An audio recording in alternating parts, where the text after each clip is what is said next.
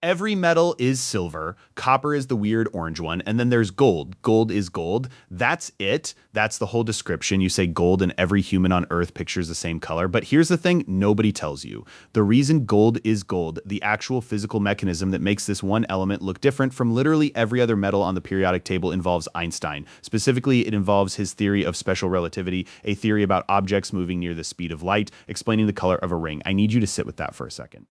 Okay, so here's what's happening inside a gold atom. Gold has 79 protons in its nucleus. That's a lot of positive charge packed into a tiny space.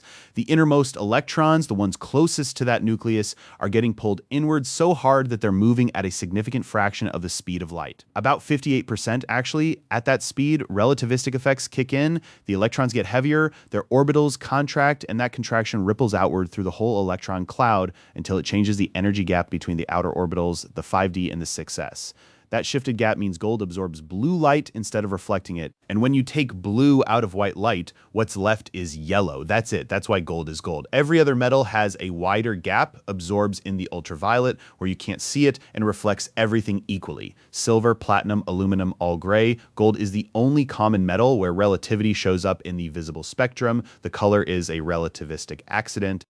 And because of that color, because it doesn't fade, doesn't corrode, doesn't react with almost anything in the environment, humans decided about 6,000 years ago that this was the important rock, not iron, which is actually useful for building things, not copper, which conducts electricity, gold, the pretty one, the one that stays pretty.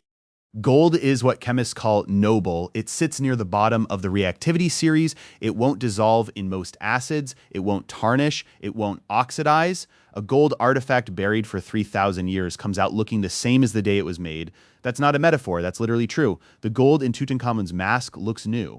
And here's where it gets absurd. 1 ounce of gold, about the size of a sugar cube, can be hammered into a sheet covering 300 square feet, gold leaf, thinner than a wavelength of visible light. You can see through it. It's green from the other side because, again, the light absorption trick. You can also pull 1 ounce into a wire 50 miles long. Name another metal that does that. You can't. And yes, our artist heard gold leaf and painted an actual leaf. It's a sheet, a flat, uniform, impossibly thin sheet of hammered metal, not a pressed flower from a chemistry textbook. Today, about half of all gold mined goes to jewelry. Another 10% goes to electronics. Every phone you've ever owned has gold in the connector pins. Every laptop, every server running the internet right now. Gold doesn't corrode, so the connections stay clean for decades. Your Wi-Fi works partly because of element 79. And then there's medicine. Gold compounds treat rheumatoid arthritis, Oranofen, approved in 1985.